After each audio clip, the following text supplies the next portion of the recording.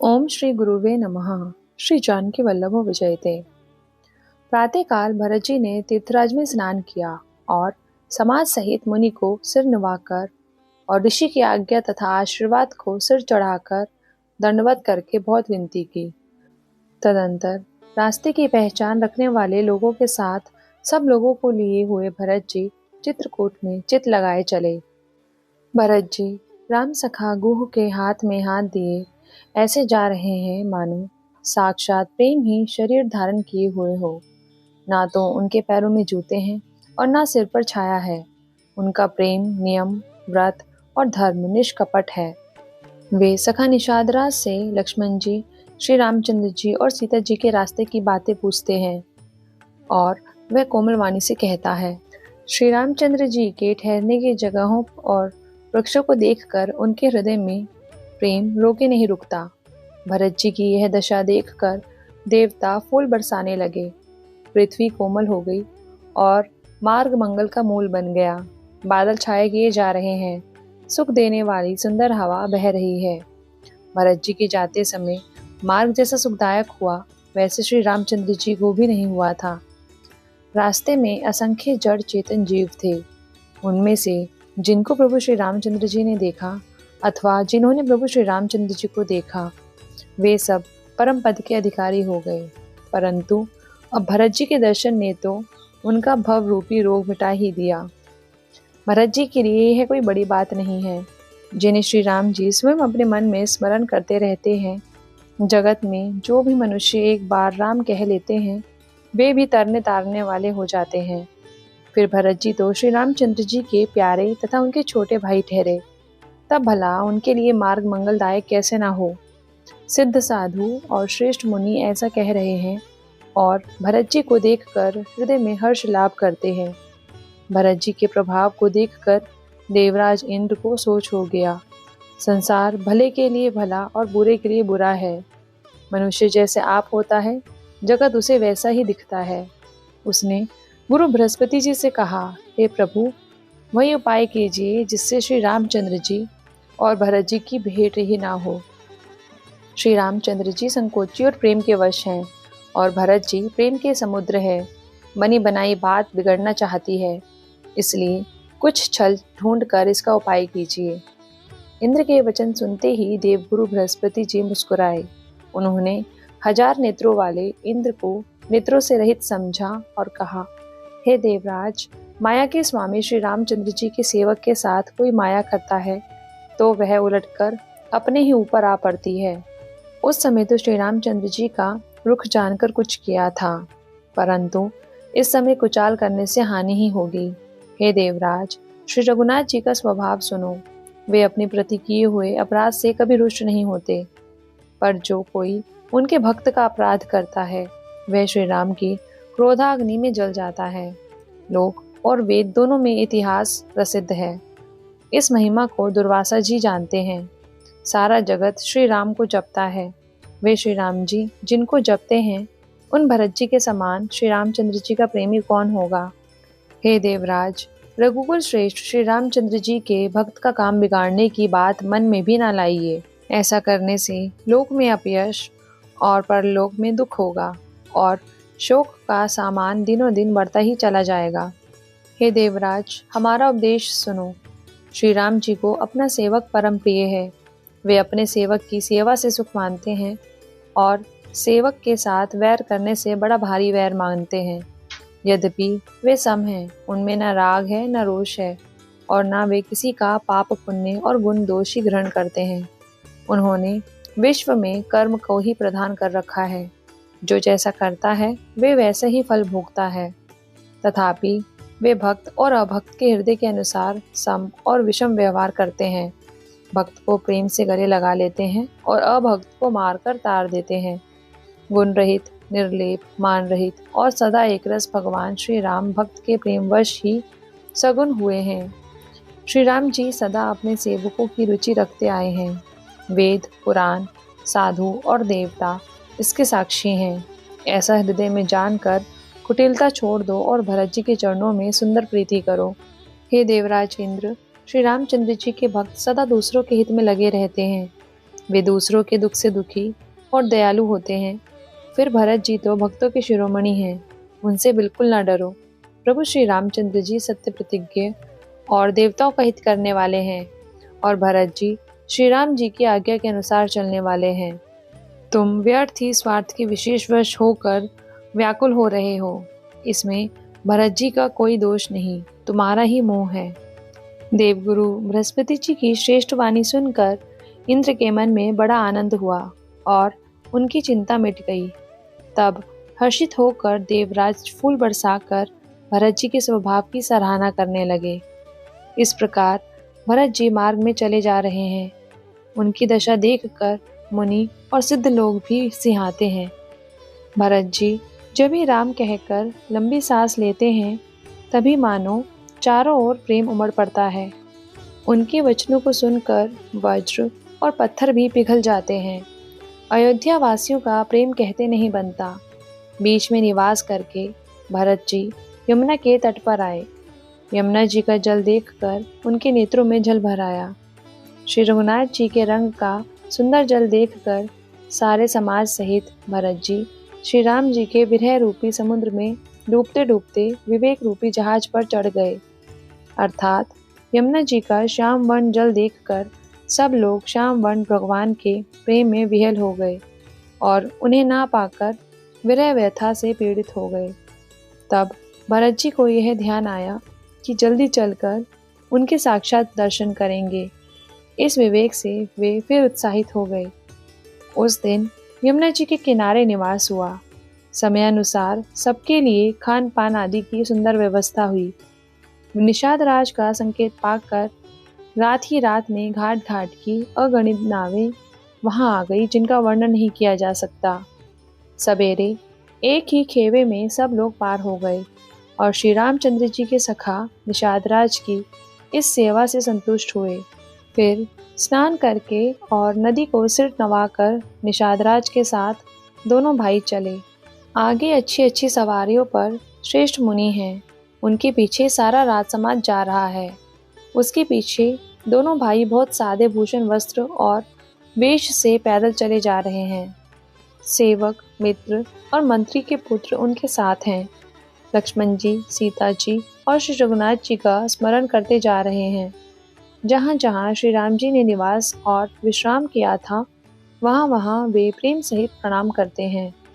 मार्ग में रहने वाले स्त्री पुरुष यह सुनकर घर और कामकाज छोड़कर दौड़ पड़ते हैं और उनके रूप और प्रेम को देखकर वे सब जन्म लेने का फल पाकर आनंदित होते हैं। गांवों की स्त्रियां एक दूसरी से प्रेम पूर्वक कहती हैं, सखी ये राम लक्ष्मण है कि नहीं? हे सखी, इनकी अवस्था, शरीर और रंग रूप तो वही है। शील स्नेह उन्हीं के सदृश हैं और चाल भी उन्हीं के समान है। परंतु हे सखी, इनका ना तो वह वेश है, ना सीता जी ही संग है, और इनके आगे चतुरंगिनी सेना चली जा रही है। फिर इनके मुख प्रसन्न नहीं है, इनके मन में खेद है। हे सखी, इसी भेद के कारण संदेह होता है। उसका तर्क अन्य स्त्रियों के मन भाया। सब कहती हैं कि इसके समान सयानी कोई नहीं है। उसकी सराहना करके और तेरी वाणी सत्य है, इस प्रकार उसका सम्मान करके दूसरी स्त्री मीठे वचन बोली। श्री राम जी के राजतिलक का आनंद जिस प्रकार से भंग हुआ था, वह सब कथा प्रसंग प्रेम पूर्वक कहकर फिर वह भाग्यवती स्त्री श्री भरत जी के शील, स्नेह और स्वभाव की सराहना करने लगी।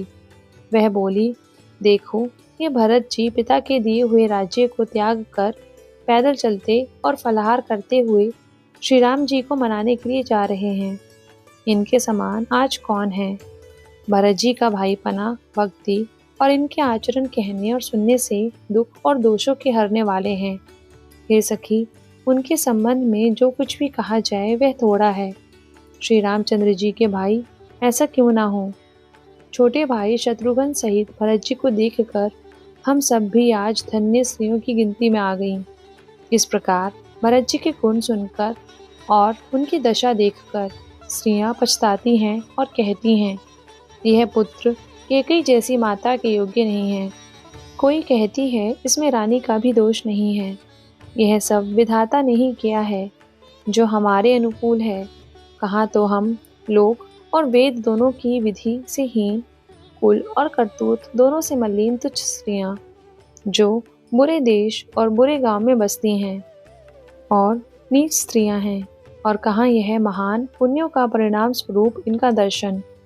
ऐसा ही आनंद और आश्चर्य गांव गांव में हो रहा है, मानो मरुभूमि में कल्पवृक्ष उग गया हो। भरत जी का स्वरूप देखते ही रास्ते में रहने वाले लोगों के भाग्य खुल गए, मानो देवयोग से सिनल द्वीप के बसने वालों को तीर्थराज प्रयाग सुलभ हो गया हो। इस प्रकार अपने गुणों सहित श्री रामचंद्र जी के गुणों की कथा सुनते और श्री रघुनाथ जी को स्मरण करते हुए भरत जी चले जा रहे हैं। वे तीर्थ देखकर स्नान और मुनियों के आश्रम तथा देवताओं के मंदिर देखकर प्रणाम करते हैं और मन ही मन यह वरदान मांगते हैं कि श्री सीताराम जी के चरण कमलों में प्रेम हो। मार्ग में भील, कोल आदि वनवासी तथा वानप्रस्थ, ब्रह्मचारी, सन्यासी और विरक्त मिलते हैं। उनमें से जिस दिस से प्रणाम करके पूछते हैं कि लक्ष्मण जी, सीता जी और जानकी जी किस वन में हैं। वे प्रभु के सब समाचार कहते हैं और भरत जी को देखकर जन्म का फल पाते हैं। जो लोग कहते हैं कि हमने उनको कुशल पूर्वक देखा है, उनको ये श्री राम लक्ष्मण के समान ही प्यारे मानते हैं। इस प्रकार सबसे सुंदर वाणी से पूछते और श्री राम जी के वनवास की कहानी सुनते जाते हैं। उस दिन वहीं ठहर कर दूसरे दिन प्रातः काल ही श्री रघुनाथ जी का स्मरण करके चले। साथ के सब लोगों को भी भरत जी के समान ही श्री राम जी के दर्शन की लालसा है। सबको मंगल सूचक शकुन हो रहे हैं, सुख देने वाले नेत्र और भुजाएं फड़क रही हैं। समाज सहित भरत जी को उत्साह हो रहा है कि श्री रामचंद्र जी मिलेंगे और दुख का दाह मिट जाएगा। जिसके जी में जैसा है वह वैसा ही मनोरथ करता है। सब स्नेह रूपी मदिरा से छके चले जा रहे हैं। अंग शिथिल है, रास्ते में पैर डगमगा रहे हैं और प्रेमवश विहल वचन बोल रहे हैं। राम सखा निषाद राज ने उसी समय स्वाभाविक ही सुहावना पर्वत शिरोमणि कामदगिरी दिखलाया, जिसके निकट ही पयस्विनी नदी के तट पर सीता जी समेत दोनों भाई निवास करते हैं। सब लोग उस पर्वत को देखकर जानकी जीवन श्री रामचंद्र जी की जय हो ऐसा कहकर दंडवत प्रणाम करते हैं। राज समाज प्रेम में ऐसा मग्न है मानो श्री रघुनाथ जी अयोध्या को लौट चले हों। भरत जी का उस समय जैसा प्रेम था वैसा शेष जी भी नहीं कह सकते। कवि के लिए तो वह वैसा ही अगम है जैसे अहंता और ममता से मलिन मनुष्यों के लिए ब्रह्मानंद। सब लोग श्री रामचंद्र जी के प्रेम के मारे शिथिल होने के कारण सूर्यास्त होने तक 2 ही कोस चल पाए और जल स्थल का सुपास देखकर रात को वहीं रह गए। रात बीतने पर श्री रघुनाथ जी के प्रेमी भरत जी ने आगे गमन किया। उधर श्री रामचंद्र जी रात शेष रहते ही जागे। रात को सीता जी ने ऐसा स्वप्न देखा जिसे वे श्री राम जी को सुनाने लगी, मानो समाज सहित भरत जी यहाँ आए हैं। प्रभु के वियोग की अग्नि से उनका शरीर संतप्त है। सभी लोग मन में उदास, दीन और दुखी हैं। सासुओं को दूसरी ही सूरत में देखा। सीता जी का स्वप्न सुनकर श्री रामचंद्र जी के नेत्रों में जल भर आया और सबको सोच से छुड़ा देने वाले प्रभु स्वयं सोच के वश हो गए और बोले, लक्ष्मण, यह स्वप्न अच्छा नहीं है, कोई भीषण वो समाचार सुनावेगा। ऐसा कहकर उन्होंने भाई सहित स्नान किया और त्रिपुरारी महादेव जी का पूजन करके साधुओं का सम्मान किया। देवताओं का सम्मान और मुनियों की वंदना करके श्री रामचंद्र जी बैठ गए और उत्तर दिशा की ओर देखने लगे। आकाश में धूल छा रही है। बहुत से पक्षी और पशु व्याकुल होकर भागे और प्रभु के आश्रम को आ रहे हैं। तुलसीदास जी कहते हैं कि प्रभु श्री रामचंद्र जी यह देखकर उठे और सोचने लगे कि क्या कारण है। वे चित्त में आश्चर्य युक्त हो गए। उसी समय कोल भीलों ने आकर सब समाचार कहे। तुलसीदास जी कहते हैं कि सुंदर मंगल वचन सुनते ही श्री राम जी के मन में बड़ा आनंद हुआ।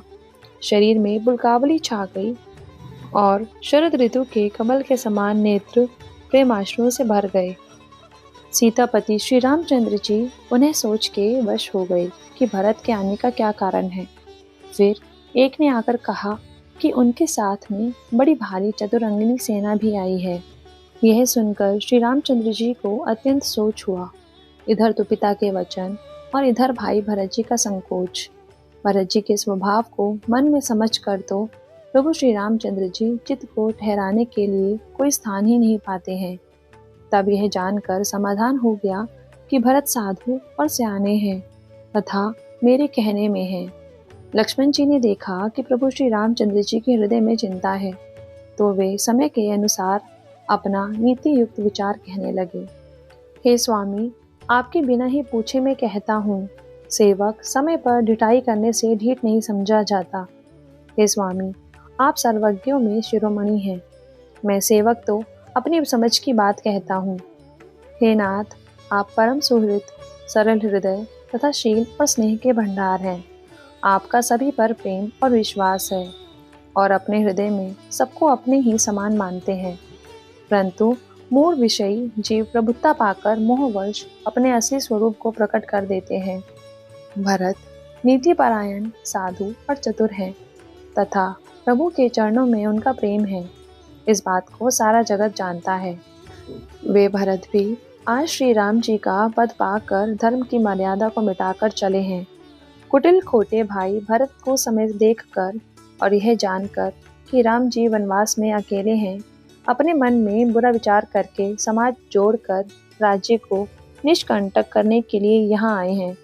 करोड़ों प्रकार की कुटिलताएं रचकर सेना बटोर कर दोनों भाई आए हैं। यदि उनके हृदय में कपट और कुचाल न होती तो रथ, घोड़े और हाथियों की कतार कैसे सुहाती। परंतु भरत को ही व्यर्थ कौन दोष दे। राजपद पा जाने पर सारा जगत ही पागल हो जाता है। चंद्रमा गुरु पत्नीगामी हुआ, राजा नुहुष ब्राह्मणों की पालकी पर चढ़ा और राजा वेन के समान नीच तो कोई नहीं होगा, जो लोक और वेद दोनों से विमुख हो गया। सहस्त्रबाहु, देवराज इंद्र और त्रिशंकु आदि किसको राजमद ने कलंक नहीं दिया। भरत ने यह उपाय उचित ही किया है, क्योंकि शत्रु और ऋण को कभी जरा भी शेष नहीं रखना चाहिए। हाँ, भरत ने एक बात अच्छी नहीं की, जो आपको असहाय जानकर उनका निरादर किया। पर आज संग्राम में श्री राम जी का क्रोधपूर्ण मुख देखकर यह बात भी उनके समझ में विशेष रूप से आ जाएगी। इतना कहते ही लक्ष्मण जी नीति रस भूल गए और युद्ध रस रूपी वृक्ष पुलकावली के बहाने से फूल उठा। वे प्रभु श्री रामचंद्र जी के चरणों की वंदना करके चरण रज को सिर पर रखकर सच्चा और स्वाभाविक बल कहते हुए बोले, हे नाथ, मेरा कहना अनुचित ना मानिएगा। भरत ने हमें कम नहीं प्रचारा है। आखिर कहाँ तक सहा जाए और मन मारे रहा जाए, जब स्वामी हमारे साथ हैं और धनुष हमारे हाथ में है। क्षत्रिय जाति, रघुकुल में जन्म और फिर मैं श्री राम जी का अनुगामी हूँ। यह जगत जानता है धूल के समान नीच कौन है, परंतु वह भी लात मारने पर सिर ही चढ़ती है।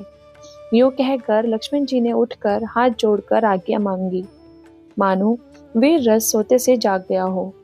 सिर पर जटा बांधकर कमर में तरकस कस लिया और धनुष को सज कर तथा बाण को हाथ में लेकर कहा, आज मैं श्री राम का सेवक होने का यश लूं और भरत को संग्राम में शिक्षा दूं। श्री रामचंद्र जी के निरादर का फल पाकर दोनों भाई रणशैया पर सो गए। अच्छा हुआ जो सारा समाज आकर एकत्र हो गया। आज मैं पिछला सब क्रोध प्रकट करूंगा।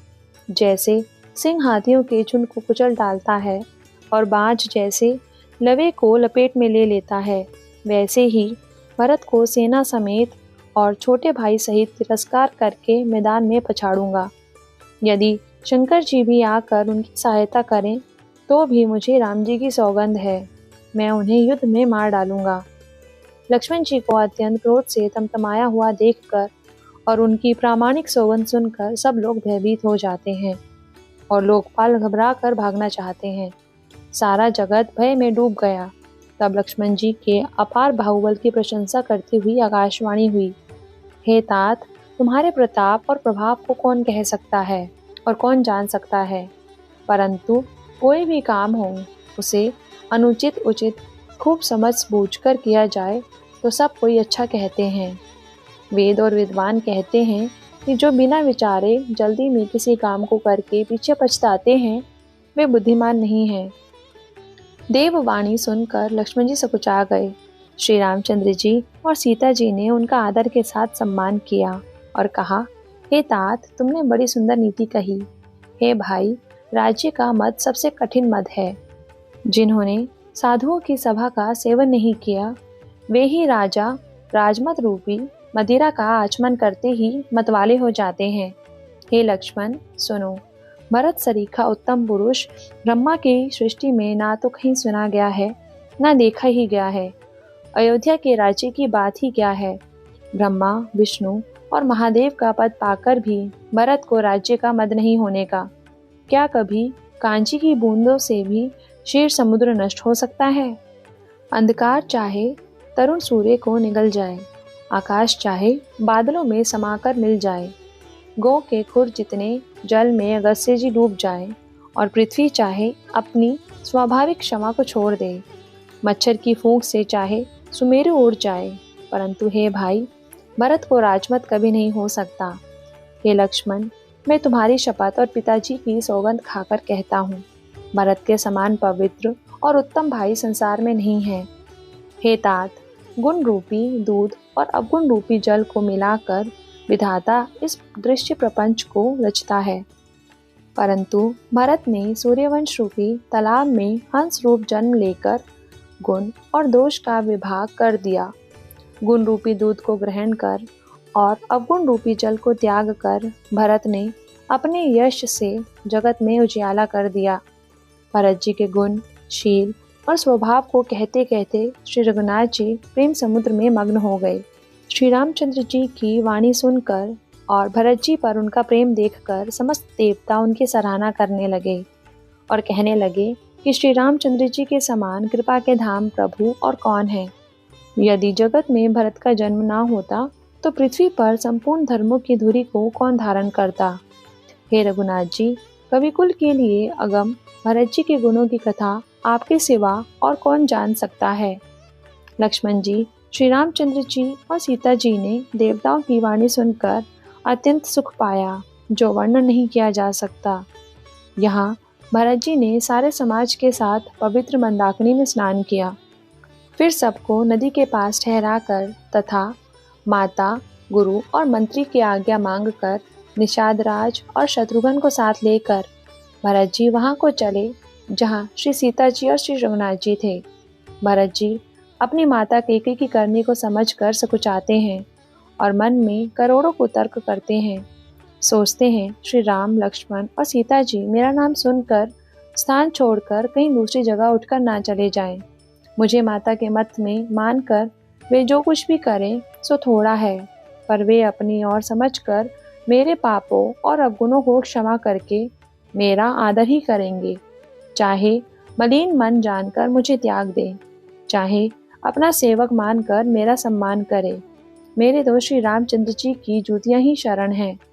श्री रामचंद्र जी तो अच्छे स्वामी हैं, दोष तो सब दास का ही है। जगत में यश के पात्र तो चातक और मछली ही हैं, जो अपने नेम और प्रेम को सदा नया बनाए रखने में निपुण हैं। ऐसे मन में सोचते हुए भरत जी मार्ग में चले जाते हैं। उनके सब अंग संकोच और प्रेम में शिथिल हो रहे हैं। माता की हुई बुराई मानव उन्हें लौटाती है, पर धीरज की धुरी को धारण करने वाले भरत जी भक्ति के बल से चले जाते हैं। जब श्री रघुनाथ जी के स्वभाव को समझते हैं, तब मार्ग में उनके पैर जल्दी जल्दी पड़ने लगते हैं। उस समय भरत की दशा कैसी है, जैसी जल के प्रवाह में जल के भोरे की गति होती है। भरत जी का सोच और प्रेम देखकर उस समय निषाद विदेह हो गया। मंगल शकुन होने लगे। उन्हें सुनकर और विचार कर निषाद कहने लगे, सोच मिटेगा, हर्ष होगा, फिर अंत में दुख होगा। भरत जी ने सेवक के सब वचन सत्य जानी और वे आश्रम के समीप जा पहुँचे। वहाँ के वन और पर्वतों के समूह को देखा तो भरत जी इतने आनंदित हुए मानो कोई भूखा अच्छा अन्न पा गया हो। जैसे इति के भय से दुखी हुए और तीनों तापों तथा क्रूर ग्रहों और महामारियों से पीड़ित प्रजा किसी उत्तम देश और उत्तम राज्य में जाकर सुखी हो जाए। भरत जी की गति ठीक उसी प्रकार की हो रही है। श्री रामचंद्र जी के निवास से वन की संपत्ति ऐसी सुशोभित है मानो अच्छे राजा को पाकर प्रजा सुखी हो। सुहावना वन ही पवित्र देश है। विवेक उसका राजा है और वैराग्य मंत्री है। यम तथा नियम योद्धा हैं। पर्वत राजधानी है। शांति तथा सद्बुद्धि दो सुंदर पवित्र रानियां हैं। वह श्रेष्ठ राजा राज्य के सब अंगों से पूर्ण है और श्री रामचंद्र जी के चरणों के आश्रित रहने से उसके चित्त में चाव है। मोह रूपी राजा को सेना सहित जीत कर विवेक रूपी राजा निष्कंटक राज्य कर रहा है। उसके नगर में सुख संपत्ति और सुकाल वर्तमान है। वन रूपी प्रांतों में जो मुनियों के बहुत से निवास स्थान हैं, वहीं मानो शहरों, नगरों, गांवों और खेड़ों का समूह है। बहुत से विचित्र पक्षी और अनेकों पशु ही मानो प्रजाओं का समाज है, जिसका वर्णन नहीं किया जा सकता। गैंडा, हाथी, सिंह, बाघ, सुअर, भैंसे और बैलों को देखकर राजा के साज को सराहते ही बनता है। ये सब आपस का वैर छोड़कर जहाँ तहाँ एक साथ विचरते हैं। यही मानो चतुरंगिनी सेना है। पानी के झरने झर रहे हैं और मतवाले हाथी चिंघाड़ रहे हैं। वे ही मानो वहाँ अनेकों प्रकार के नगाड़े बज रहे हैं। चकवा, चकोर, पपीहा, तोता तथा कोयलों के समूह और सुंदर हंस प्रसन्न मन से कूज रहे हैं। भोरों के समूह गुंजार कर रहे हैं और मोर नाच रहे हैं। मानो उस अच्छे राज्य में चारों ओर मंगल हो रहा है। बेल, वृक्ष, तृण सब फल और फूलों से युक्त हैं। सारा समाज आनंद और मंगल का मूल बन रहा है। श्री राम जी के पर्वत की शोभा देखकर भरत जी के हृदय में अत्यंत प्रेम हुआ। जैसे तपस्वी नियम की समाप्ति होने पर तपस्या का फल पाकर सुखी होता है। मास पारायण 20वां विश्राम।